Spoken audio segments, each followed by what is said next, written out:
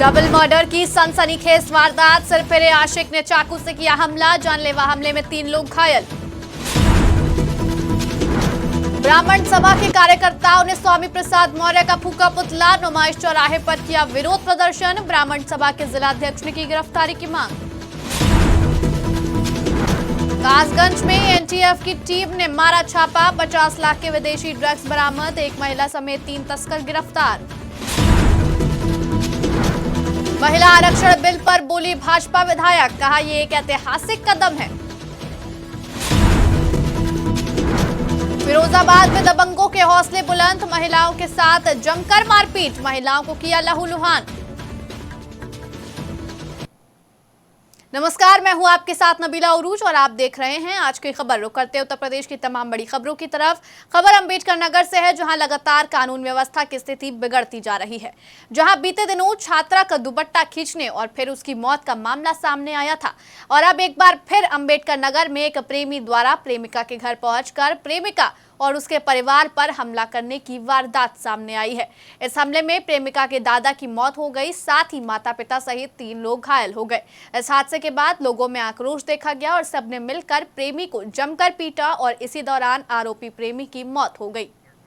जानकारी मिली है और उनके इस पक्ष की तरफ से जहां पर मृत्यु उनकी हुई है, उनके द्वारा एक तहरीर प्राप्त हुई है जिसमें 2 व्यक्तियों को नामजद किया गया है, जिसमें से एक व्यक्ति यहाँ पर घायल अवस्था के बाद जिन लोग लेकर गए हैं तो उसकी भी मृत्यु हुई है। कुल मिलाकर के 2 लोगों की मृत्यु हुई है। एक इस घर में रहने वाले एक बुजुर्ग व्यक्ति हैं और एक जो इस घर में घुसे हैं। अब इन सारी चीज़ों पे जो हमने घटनास्थल का निरीक्षण किया है, घटनास्थल के निरीक्षण करने के क्रम में यह चीज़ अभी प्रथम दृष्टया दिख रही है कि कोई फोर्सफुल एंट्री नहीं है, नंबर 1। नंबर 2, आसपास के क्षेत्र के रहने वाले हैं तो निश्चित तौर पर क्या आपस में परिचय था, क्या वजह थी, एनमिटी थी या नहीं थी, इन सारी चीज़ों पर हम लोग देख रहे हैं। पर्सनल एंगल्स पर भी हमारा इन्वेस्टिगेशन चल रहा है। अभी फ़िलहाल इस घटना में जो दूसरे नामजद अभियुक्त हैं उनकी तलाश हम लोग तत्परता के साथ कर रहे हैं। और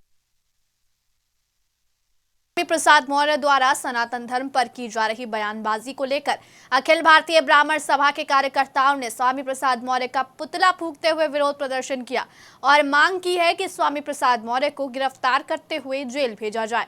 आपको बता दें कि नुमाइश चौराहे पर स्थित अखिल भारतीय ब्राह्मण सभा के जिलाध्यक्ष के नेतृत्व में कार्यकर्ताओं द्वारा स्वामी प्रसाद मौर्य द्वारा लगातार सनातन धर्म को लेकर बयानबाजी करने को लेकर पुतला फूंककर विरोध प्रदर्शन जताते हुए कहा कि स्वामी प्रसाद मौर्य लगातार सनातन धर्म विरोधी बातें कर रहे हैं, हिंदू धर्म विरोधी बातें कर रहे हैं, ब्राह्मण विरोधी बातें कर रहे हैं, और अब ब्राह्मण समाज और हिंदू समाज इस चीज को बिल्कुल बर्दाश्त नहीं करेगा। सचिव स्वामी प्रसाद मौर्य का पुतला आज नुमाइश चौराहे हरदोई पर फूंका गया है। संगठन अखिल भारतीय ब्राह्मण महासभा के पदाधिकारियों द्वारा स्वामी प्रसाद मौर्य लगातार सनातन धर्म विरोधी बातें कर रहे हैं, हिंदू धर्म विरोधी बातें कर रहे हैं, ब्राह्मण विरोधी बातें कर रहे हैं। लगातार हम सब लोग इसको देख रहे हैं, लेकिन इनके मन पे जो है बिल्कुल पता नहीं क्या हो गया है कि ये बराबर सनातन विरोधी बात कर रहे हैं। अब ब्राह्मण समाज व हिंदू समाज इस चीज को बिल्कुल बर्दाश्त नहीं करेगा। अभी तो सिर्फ हम लोगों ने पुतला फूका है। अगर स्वामी प्रसाद मौर्य ने सुधरने का काम नहीं किया तो जब ये यहाँ आएंगे तो इनके मुंह पे कालिक पोतने का भी काम संगठन करेगा और इनको गिरफ्तार किया जाए। हम मांग करते हैं कि स्वामी प्रसाद मौर्य को गिरफ्तार कर जेल में डाला जाए। खबर कासगंज से है, जहां एंटी नारकोटिक्स टास्क फोर्स की टीम ने छापेमारी के दौरान 50 लाख की विदेशी ड्रग्स, 1 मोटरसाइकिल, 3 मोबाइल फोन और 1000 रुपए नकद बरामद किए। साथ ही एक महिला समेत 3 तस्करों को भी गिरफ्तार किया है।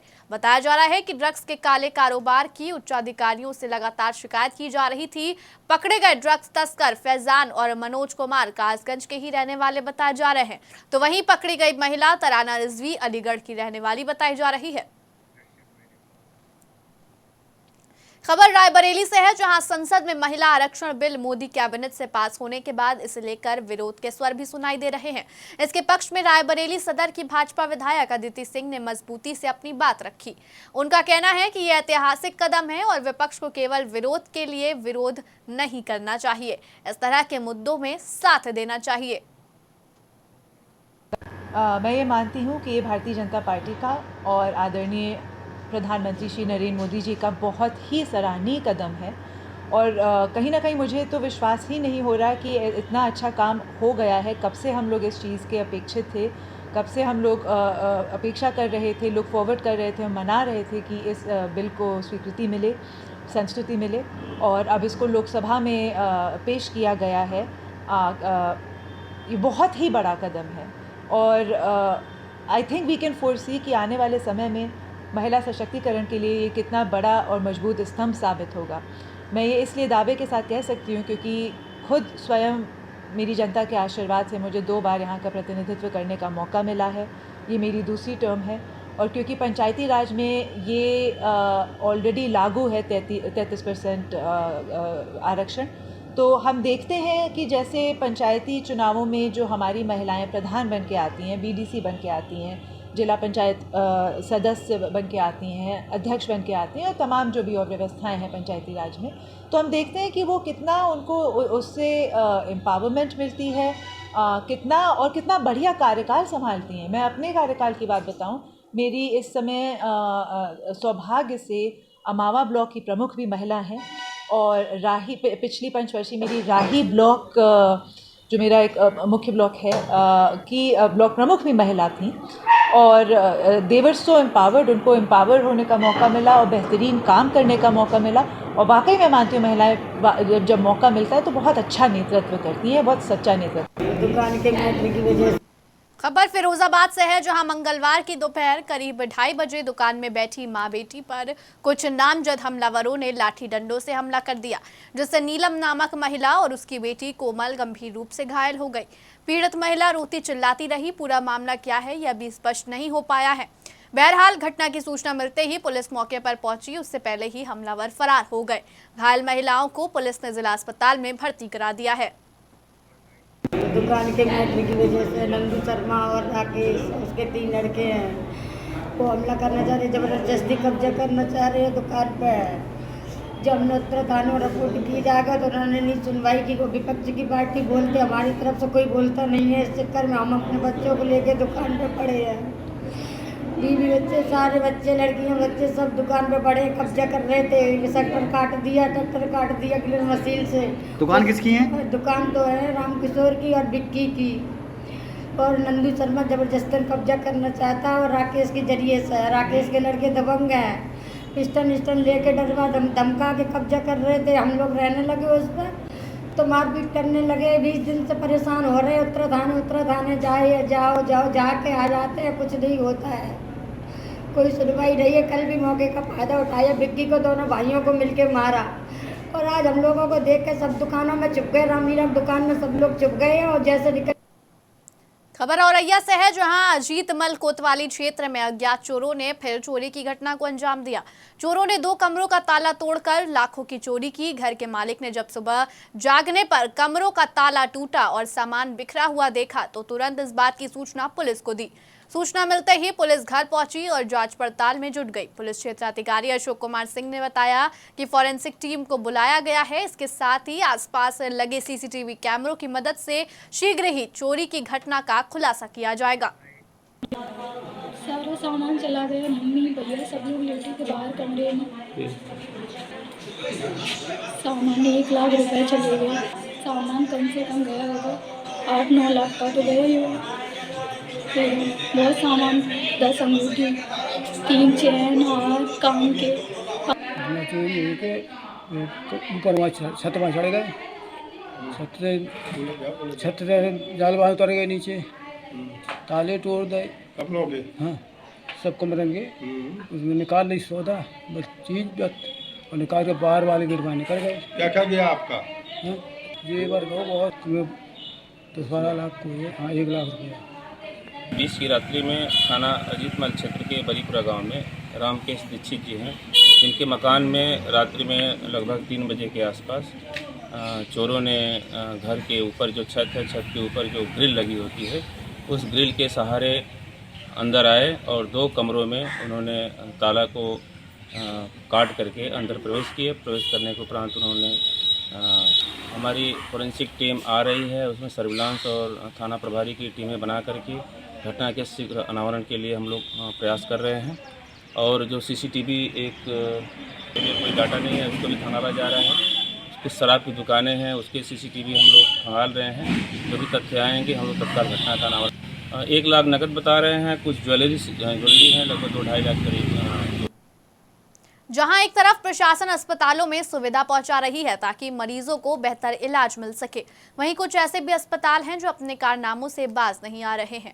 कुछ ऐसा ही मामला बिजनौर से है, जहां एक युवक अपनी पत्नी को प्रसव पीड़ा के दौरान एक निजी अस्पताल में ले गया। इसी दौरान महिला चिकित्सक ने परिजनों को भरोसा दिलाया और महिला की नॉर्मल डिलीवरी कर दी, जिसके बाद महिला ने एक बच्ची को जन्म दिया। लेकिन बच्ची की हालत बिगड़ने पर परिजनों ने बच्ची को बाल रोग विशेषज्ञ को दिखाया, जहां पर उन्होंने बच्ची को मृत घोषित कर दिया और कुछ ही देर के बाद महिला की भी मौत हो गई। इस घटना के बाद अस्पताल की महिला चिकित्सक ने आनन फानन में मृतक महिला का शव और उसके परिजनों को अस्पताल से बाहर निकाल दिया और अस्पताल में ताला मार कर मौके से फरार हो गई। फिलहाल इस बात की सूचना पुलिस को दे दी गई और आगे की जांच पड़ताल में पुलिस सक्रियता से जुट गई। रात में भी गया, दिन में भी गया, ना किसी टाइम भी बच्चे को लेकर आ जियो। रात दिन मेरा उपलब्ध है, मुझे कोई अपना भतीजे का नाम बता। और मेरा भतीजा और दिन में भी लेकर आया, इसने दिन में भी ऐसे इसने बदमाश है, बामन का गाली तो मत और मेरा लाल लूट कर ले गई हो और मुझे धक्का मार मार के कला इसने बार बार धक्का मारा है और मैं भी कल भी नहीं देती है, सब निकल गए थे। ये इसमें है सोहागपुर में। अच्छा। और जी दिखाने के लिए जब आया था मैं यहाँ, तो डॉक्टर ने बोली कि इनकी नॉर्मल डिलीवरी हो जाएगी। मैंने इनसे कहा कि पहले देखो सही से, नॉर्मल होती तो ठीक है, ना तो मुझे बताओ ऑपरेशन होगा तो मैं और कहीं कर पाऊँगा। तो उन्होंने जो है एक बोतल लगाई, बोतल लगाने के बाद दर्द बढ़ने के बाद में फिर बोला इन्होंने ये कि नॉर्मल हो जाएगा। मथुरा में जिला पंचायत राज विभाग सरकारों के आदेशों को नजरअंदाज करता नजर आ रहा है। पिछले 2 सालों से ग्राम पंचायतों में बिजली व्यवस्था सही करने को लेकर शिकायत की जा रही है। शिकायत पत्र में सभी LED लाइटों को उचित स्थान पर लगाने की बात कही गई है। वहीं जिला पंचायत राज अधिकारी किरण चौधरी शासन को ठेंगा दिखाते हुए कंपनी की लाइटें जनपद के खास स्थानीय डीलर से खरीद रहे हैं। जब इस बारे में आज की खबर की टीम ने ग्रामीणों से बात की तो उन्होंने बताया कि गांव में ग्राम प्रधान ने लाइट की कोई व्यवस्था नहीं की है और न साफ सफाई की। ग्राम प्रधान अपने मनमाने तरीके से कार्य कर रहे हैं। ऐसे ही एक मामला पहले भी सामने आ चुका है, जिस पर कोई कार्रवाई नहीं की जा रही है। लगी है। कब से नहीं लगी है? बला देना तो ना लगी। अच्छा, कभी कोई प्रधान ने नहीं लगवाई? नहीं लगवाई, ये कहूँ खम्मा बना लगे। अच्छा, पूरे गांव में आफत है, समस्या तो बहुत है। नाली फाली न की सब न की, नाली फाली कोई साफ ना कर रहा, हमारी नाली है तो साफ ना कर रहा, हम खुद करते। इस विषय में हम जान कहा कि प्रधान देखे थे गाँव में, लोग तो बताओ बकाया तो पूजा बना है। अच्छा, तो आपने कहीं शिकायत वगैरह कोई जानकारी कोई शिकायत नहीं। क्यों? अब कोई रुचि नहीं आती गाँव में, तो हमारे में खूब प्रधान से गाय भुगता देंगे, पर कोई नहीं आएगा कौन। इस समय शिकायत में प्रधान से बोलते, प्रधान का तो भी आई ना लाइट। अच्छा, कोई भी लाइट नहीं लगी किसी भी निधि द्वारा? कोई निधि द्वारा, विधायक निधि या कैसी भी लाइट नहीं लगी? हाँ, नहीं लगी, एक भी नहीं है। कोई चौराहा, मेन चौराहा यहाँ से मात्र एक भी नहीं है किसी पर। अच्छा, कितने खम्बा होंगे यहाँ से यहाँ तक? खम्बा तो बहुत है। अंदाज कितने होंगे यहाँ से? मिनिमम होंगे या लाइन में? या लाइन में होंगे मिनिमम 25-30 खम्बा तो होंगे। 25-30 खम्बा में एक भी लाइट नहीं है? एक भी बना है। खबर मुजफ्फरनगर से है, जहां जिला कारागार में भारतीय किसान यूनियन तोमर के प्रतिनिधि मंडल ने जेल अधीक्षक सीताराम शर्मा से जिला कारागार में पहुंचकर बात की। बातचीत के बाद भारतीय किसान यूनियन तोमर का प्रतिनिधि मंडल जिला कारागार प्रशासन की सराहना करते हुए बाहर निकला और लगाए गए आरोपों को वापस लिया। बता दें कि 4 दिन पूर्व भारतीय किसान यूनियन तोमर के दर्जनों पदाधिकारी और कार्यकर्ताओं ने जिला कारागार के बाहर धरना प्रदर्शन करते हुए जिला कारागार प्रशासन पर तानाशाही, भ्रष्टाचार, कैंटीन में कई गुना महंगा सामान बेचने के आरोप लगाए थे। अनुभव यह है तो स्कूल है जी, यहाँ को अच्छा बनना चाहेगा अधिकारी तो सबने अच्छा बनाना चाहिए। वो अपने मन के ऊपर है, मैं अच्छा बनना चाहूँ या फिर यंत्र और बड़ा बन के लिखूँ।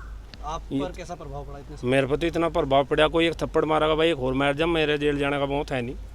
मेरे पर तो इतनी सीख मिली यहाँ से। अच्छा, काम वगैरह भी सीखा है? हाँ, बिजली का काम सीखा मैं, वही बिजली का काम यहाँ सीख कर अपनी खुद की साहब के आशीर्वाद तक खुद की दुकान कर रखी मुझे। आज सर्टिफिकेट लेना आया था, साहब अंदर है, आप लोगों के दर्शन हो गए इसी बहाने। कहाँ पे आपने ये खोला अपना? आप गाँव में? कहाँ पे? कंडेला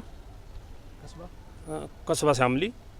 हाँ, वहाँ से मैं अपनी दुकान कर रहा रहा और मैंने जेल में 1 साल में जो बदलाव देखा साहब के समय में, उससे पहले कभी नहीं देखा। साहब ने यहाँ पे कंप्यूटर प्रशिक्षण शुरू कराया और क्या नाम यहाँ पे सिलाई प्रशिक्षण शुरू कराया, सिलाई सेंटर शुरू कराया, योगा शुरू कराया और बंदियों के लिए क्या नाम भाइयों के लिए इनके क्या नाम दवाई वगैरह का काफ़ी अच्छा इंतजाम करा। और मैं जहाँ तक मेरा मानना, आज इन्होंने स्वर्ग बना दिया इस जेल को। जेल पे अपना सर्टिफिकेट लेने के लिए आया था, मैंने प्लम्बरी का काम सीखा था यहाँ पे जेल में। हाँ, तो वहाँ पे मैं दुकान करूँगा बस अड्डे में, उसका फिर छपवा के सभी लोगों को उसे बांट दूँगा और उसके द्वारा इसमें जेल अधीक्षक साहब से और जेलर साहब से इसमें वार्ता हुई। जो हमारी कुछ बिंदु थे, बिंदु पर बात हुई, बात सही रही है। आगे से ये कहा गया भाई कोई भी बात हो आगे से सही काम होगा।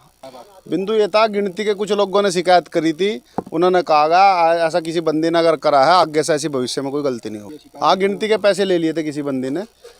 अब बंदी से बात हुई है, कह रहे मैं इस मामले में जांच कर रहा, आगे अगर कोई भी बंदी आएगा उससे गिनती की बस। कैंटीन के रेट का बात तय करी गई है। कैंटीन पे भी इन्होंने कहा है कम से कम जो भी है, जो 10% का मार्जिन है जो मैनुअल में है, मैनुअल के निर्धारित ही रेट तय होंगे। खाने का विवाद नहीं था, विवाद था जैसे बिस्कुट नमकीन है, उस पर कहा गया है जो सूखी चीज़ है, मतलब जो।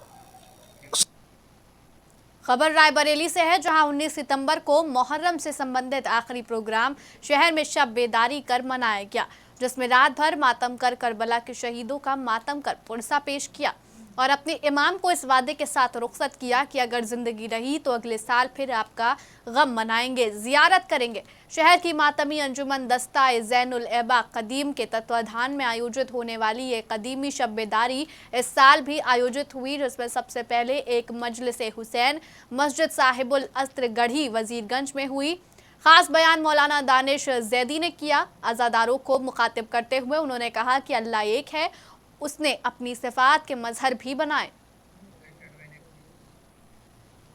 खबर रायबरेली से है, जहां लाइव प्रसारण के जरिए प्रदेश के मुख्यमंत्री योगी आदित्यनाथ ने देश भर के कुछ 1000 आंगनबाड़ी केंद्रों का लोकार्पण किया, जिसमें रायबरेली जिले के 14 आंगनबाड़ी केंद्र भी शामिल हैं। उसी के उपलक्ष्य में कार्यक्रम आयोजित किया गया। इस पूरे कार्यक्रम में आंगनबाड़ी केंद्रों के सभी कार्यकर्ता, विभागों के अधिकारी और कर्मचारी मौजूद रहे।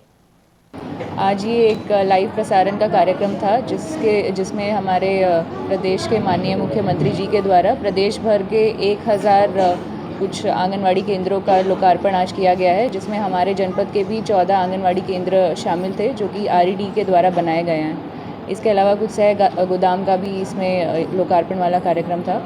तो यही कार्यक्रम था। तो यहाँ पे आज हमारे सभी आंगनवाड़ी कार्यकर्त्री और सब लोग, विभाग के लोग और कन्वर्जेंस विभाग से DPRO, DC मनरेगा सभी यहाँ पे बैठे हैं। इसके बाद मतलब पोषण शपथ का कार्यक्रम रहेगा और हमारे स्तर से कुछ अन्नप्राशन और गोद भराई का कार्यक्रम यहाँ पे रहेगा। बट मुख्य कार्यक्रम आपका यही आंगनवाड़ी केंद्रों का शिलान्यास और लोकार्पण और सह गोदाम का शिलान्यास का कार्यक्रम था प्रदेश भर के लिए। लोकार्पण तो 14 का हुआ है, शिलान्यास कितने? शिलान्यास ये सह गोदामों का है और हमारे यहाँ पे अभी 92 केंद्र हैं जो कि इस साल स्वीकृत हैं, तो उसका शिलान्यास हुआ है।